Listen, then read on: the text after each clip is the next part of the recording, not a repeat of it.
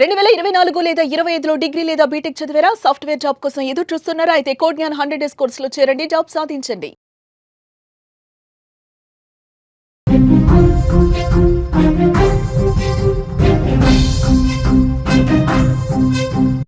విజయారెడ్డి కేసులో మిస్టరీ వీడుతుందని చెప్పుకోవచ్చు. ఆత్మహత్యకు డిప్రెషనే ప్రధాన కారణమని కూడా పోలీసులు అంచనాకు వచ్చినట్లుగా సమాచారం. కొన్నాళ్లుగా తీవ్ర మానసిక ఒత్తిడికి లోనేట్లుగా కూడా తెలుస్తూ ఉంది విజయారెడ్డి.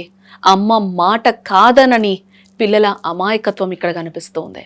పిల్లలపై ఉన్న కంట్రోల్తోనే ఆత్మహత్యకి పిల్లల దగ్గర నుంచి ఒక సపోర్ట్ తీసుకున్నట్లుగా కూడా తెలుస్తోంది. కాల్ డేటాలో ఎలాంటి అనుమానాలు లేవు అని కూడా పోలీసులు ఈ రోజు చెప్తూ ఉన్నారు. గత కొద్ది రోజులుగా తెలుగు రాష్ట్రాల్లో పెను సంచలనం సృష్టించిన విజయారెడ్డి ఆత్మహత్య కేసు ఒక కొలిక్కి వస్తూ ఉందని కూడా మనం చెప్పుకోవచ్చు. ఆఫీస్ మీటింగ్ అని చెప్పి బయటకు వెళ్లిన విజయారెడ్డి తన ఇద్దరు పిల్లలతో కలిసి రైలు కింద పడి ఎందుకు ప్రాణాలు తీసుకున్నారు? తనతో పాటు పిల్లల ప్రాణాలు కూడా ఎందుకు తీసుకెళ్లారు? హాస్టల్ రిసెప్షన్ లో అంత టెన్షన్ గా ఎందుకున్నారు? ఇలా ఎన్నో ప్రశ్నలు పోలీసులను, ప్రజలను వేధిస్తూనే ఉన్నాయి. ఇంకా పోలీసులు విజయారెడ్డి కాల్ డేటాను, అలాగే ల్యాప్టాప్ ను, సీసీటీవీ విజువల్స్ ను జల్లెడబడుతూ ఉన్నారు. దుబాయ్ నుండి వచ్చిన భర్తను, కుటుంబ సభ్యులను గంటల తరబడి రోజుకొక్కసారైనా కూడా విచారిస్తూ ఉన్నారు. చివరకు ఈ అదృశ్య శక్తి ఆమెను చంపలేదు. ఆమె లోపల ఉన్న డిప్రెషన్ అనే ఒక నిశ్శబ్ద శత్రువే ఆమె ప్రాణాలను బలి తీసుకుందని కూడా పోలీసులు అయితే ఒక నిర్ధారణకి ఈరోజు వచ్చారని కూడా మనం చెప్పుకోవచ్చు. ఈ కేసులో మొదటి నుండి వినిపిస్తున్న అనేక అనుమానాలను పటాపంచలు చేస్తూ విజయారెడ్డి తీవ్ర డిప్రెషన్తోనే ఈ కఠిన నిర్ణయం తీసుకున్నట్లు పోలీసులు కూడా తేల్చి చెప్తూ ఉన్నారు. లాస్ట్ ఒక 6 days నుంచి విజయారెడ్డి ఘటన 2 తెలుగు రాష్ట్రాలను కూడా ఎంత కుదిపేస్తుందో కూడా మనం చూస్తూనే ఉన్నాం. అందరికీ కూడా ఒక క్వశ్చన్ మార్క్ అయిపోయింది. ఈమె ఎందుకు మరణించారు? అది కూడా అందువచ్చిన పిల్లలతో, తన ఎత్తుకెదిగిన పిల్లలతో ఎందుకు మరణించారు? ఈమెకి అంతటి బాధ ఏమొచ్చింది? అంటే తల్లికి, ఇంట్లో అన్నకి ఎవరికి చెప్పుకోలేని బాధన, భర్తకి చెప్పుకోలేని బాధన. ఒకవేళ భర్త సైడ్ నుంచి ఏమన్నా వేధింపులు ఉన్నాయా? అత్తగారు సైడ్ నుంచి వేధింపులు ఉన్నాయా? అమ్మగారు సరిగ్గా అర్థం చేసుకోవట్లేదా? విజయారెడ్డి పిల్లల్ని దూరం పెడుతున్నారా? ఏంటి అంటే ఎవరికి చెప్పుకోలేని బాధ ఏమై ఉంటుంది? అంత లోన్లీనెస్ ఎందుకు వచ్చింది అనేది, ఇలాంటి ప్రశ్నలు చాలా వరకు కూడా అందరినీ వేధించిన ప్రశ్నలుగా కూడా మనం చూసాం. ఇలాంటివన్నీ ఎందుకంటే మిస్టరీగానే ఉంది కాబట్టి ఇలాంటి క్వశ్చన్స్ సహజంగా అందరికీ వస్తూ ఉంటాయి. ఎట్టకేలకు వీటినన్నింటినీ కూడా పటాపంచలు చేస్తూ పోలీసులు అయితే ఆమె యొక్క డిప్రెషన్ తోనే ఈరోజు చనిపోయారు. ఇందులో పిల్లలతో కూడా చనిపోవడానికి ఒక కారణం ఉంది. పిల్లల్ని నేను వెళ్ళిపోతే సరిగ్గా చూసుకోరేమో, కానీ పిల్లలు ఆ తల్లికి ఇచ్చే విలువ కూడా అట్లాంటిది. విజయారెడ్డి ఒక గీత గీసిన కూడా పిల్లలు జవదాటని పరిస్థితి కనిపిస్తుంది. ఇదే నేపథ్యంలోనే ఆమెకి ఒక ఆసరాగా దొరికిందని కూడా చెప్పుకోవచ్చు. ఎందుకంటే పిల్లలు తల్లి మాట కాదనరు, ఆమె ఎంత చెప్తే అంతే. కాబట్టి ఆమెకు అక్కడ ఒక కాన్ఫిడెంట్ దొరికింది. నేను పిల్లల్ని ఎలాగైనా ఒప్పించుకోగలుగుతాను, ఏదైనా చేయగలుగుతాను అనేదైతే ఒక ధైర్యం అయితే ఆమెకి ఇచ్చిందని చెప్పుకోవచ్చు. పోలీసుల విచారణలో వెల్లడిన అత్యంత విషాదకరమైన అంశం ఏంటంటే పిల్లలపై విజయారెడ్డికి ఉన్న ఆ పట్టు అట్లాంటిదని కూడా వాళ్ళు కూడా చెప్తూ ఉన్నారు.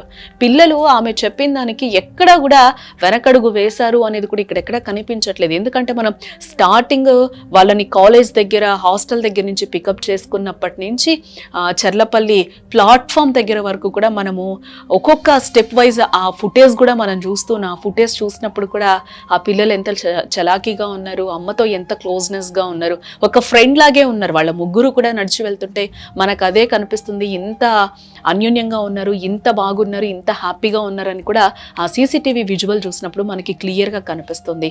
ఇదే ఆమెకి ఒక పట్టునిచ్చిందని కూడా చెప్పుకోవచ్చు. విజయారెడ్డికి పిల్లలు నేను ఏం చెప్పినా కూడా కాదనరు, తూచా తప్పకుండా పాటిస్తారు అనేది ఆమెకు ఒక గుడ్డిగా, ఒక బ్లైండ్గా ఆమె ఒక డెసిషన్ తీసుకుంది. నేను ఏం డెసిషన్ తీసుకున్నా నా పిల్లలు కాదనరు, సో నేను ఏదైనా చెయ్యొచ్చు.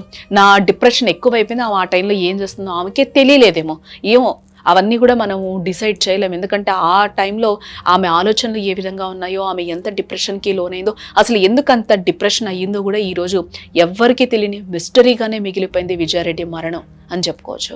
ఆ కంట్రోల్ ఎంతలా ఉండేదంటే తల్లి మృత్యు ఒడిలోకి వెళ్దామని పిలిచిన ఆ పిల్లలు మాట్లాడకుండా అలా అనుసరించి వెళ్ళారు అని అంటే సీసీటీవీ ఫుటేజ్ చూస్తుంటే ఇప్పటికి కూడా నీరు గారిపోతున్న పరిస్థితి కనిపిస్తుంది. ఎందుకంటే దాదాపుగా వీళ్ళు మరణించి కూడా 6-7 రోజులు అయిపోతుంది. ఇప్పటి వరకు వీళ్ళ మరణానికి గల కారణాలు ఇప్పటివరకు కూడా తెలియలేదు. అంత ఊహాతీతంగానే ఉన్నాయి. ఆ విజువల్స్ని చూసే మనం మాట్లాడుకుంటున్నాం. ఎవరికి కూడా ఏం జరిగింది అనేది ఇప్పటివరకు కూడా తెలియని విషయం. దాంట్లోనే మనం ఆ సీసీటీవీ విజువల్స్ చూస్తే ఆ పిల్లలు కూడా ఆ తల్లి మాటకి జవదాటరు అనేది కూడా మనకి కనిపిస్తుంది. లాస్ట్ ఫుటేజ్ ఏదైతే ఉందో దాని గురించి ఖచ్చితంగా మనం మాట్లాడుకోవాలి. ఎందుకంటే హాస్టల్ దగ్గర నుంచి ప్లాట్ఫామ్ వరకు తీసుకొచ్చింది ఒక అయితే ఆ ప్లాట్ఫామ్ దగ్గర వాళ్ళ మధ్య జరిగిన సంభాషణ కావచ్చు, అదంతా కూడా అందరినీ ఒక ఆశ్చర్యానికి గురి చేస్తుంది, ఇంకా బాధలోకి నెట్టేస్తుంది. వాళ్ళ ముగ్గురు ఒక చోట మాట్లాడుకోవడం, చనిపోదామా చనిపోవద్దా అనేది ఒక సంశయంలో కూడా అక్కడ వాళ్ళు ఉన్నట్టుగా కూడా మనకి కనిపిస్తుంది.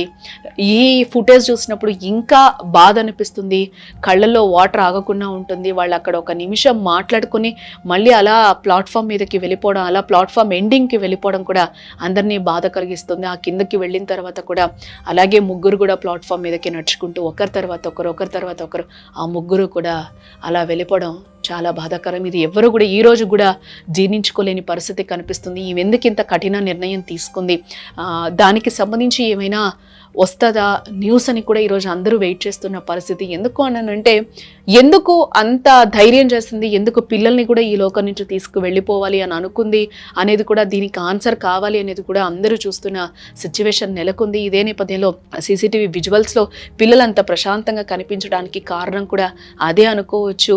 ఆమె పట్టు పిల్లల మీద ఆ విధంగా ఉంది కాబట్టే ఆ పిల్లలు ఆ తల్లి ఏం చెప్పినా కూడా వింటారు అనేది కూడా ఆమెకు ఒక ఓవర్ కాన్ఫిడెంట్గా కూడా అక్కడ అనిపించింది అని చెప్పొచ్చు. ఎందుకంటే పిల్లలకి నేనేం చెప్పినా అదే ఫైనల్ అనే డెసిషన్లో వాళ్ళు ఉన్నారు కాబట్టి నేనే చెప్తే అదే అన్నట్టు కూడా విజయారెడ్డి గారు ఆ రోజు డిసైడ్ అన్నట్టుగా కూడా మనకు కనిపిస్తుంది. తమ తల్లి ఏది చేసినా మంచికే చేస్తుందనే గుడ్డి నమ్మకం వారి ప్రాణాల మీదకి ఈరోజు తెచ్చిందని కూడా చెప్పుకోవచ్చు.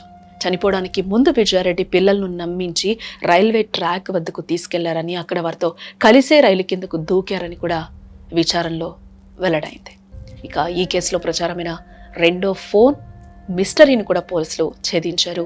విజయారెడ్డి మరో రహస్య ఫోన్ వాడారనే వార్తల్లో కూడా ఎలాంటి నిజం లేదని కూడా స్పష్టం చేయడం జరిగింది. విజయారెడ్డి ఎక్కడ కూడా రెండు ఫోన్లు వాడలేదు, ఇది ఫస్ట్ నుంచి కూడా క్లియర్గా ఉంది. బట్ మధ్యలో ఏం అపోహలు వచ్చాయో కానీ దాన్ని క్లియర్గా కూడా పోలీసులు చెప్తున్నారు. ఆమె రెండో ఫోన్ అసలు వాడలేదు అని చెప్పి, ఆమె వాడిందల్లా ఒక ఫోను, ఒక ల్యాప్టాప్, అవి మాత్రమే ఫోరెన్సిక్ ల్యాబ్కు కూడా పంపించి విశ్లేషించగా వారం రోజుల కాల్ డేటాలో కూడా ఎలాంటి అనుమానాస్పద కాల్స్ లేవని కూడా తేలింది.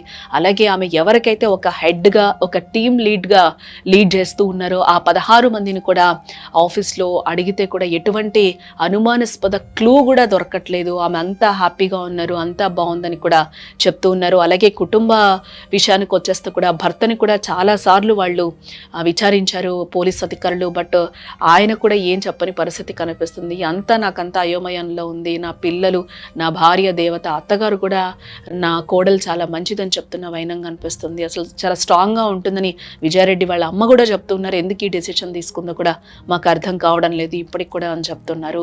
అటు అప్పులు లేవు, ఆర్థిక లావాదేవీల విషయంలో కూడా ఎటువంటి ఇబ్బందులు లేవు, ఫ్యామిలీ పరంగా బాగుంది, హస్బెండ్ పరంగా బాగుంది, ఈమెకు కూడా 2 లక్షల జీతం దాకా ఉంటుంది, పిల్లలు కూడా మంచిగా చదువుకుంటూ ఉన్నారు. వాళ్ళ చదువుల కోసమే తండ్రి దుబాయ్లో ఉన్నట్లుగా కూడా అందరూ చెప్తున్నారు. పిల్లల్ని బాగా చదివించాలన్న ఒక ఉద్దేశంతోనే ఆయన దుబాయ్లో ఉన్నట్లుగా కూడా మనకి తెలుస్తుంది. ఇటు కుటుంబంలో కానీ ఆమెకు ఎవరు వేధించినట్లు ఆధారాలు కూడా ఇప్పటివరకు పోలీసులకి లభించలేదు అని కూడా క్లియర్గా చెప్తూ ఉన్నారు. కేవలం ఆమె అంతర్గతంగా ఎదుర్కొంటున్న మానసిక సంఘర్షణ, ఒత్తిడి మాత్రమే ఆమెను ఈ దారుణానికి పురిగొల్పాయని కూడా పోలీసులు అనుమానిస్తూ ఉన్నారు, ఆ విధంగానే భావిస్తూ ఉన్నారు.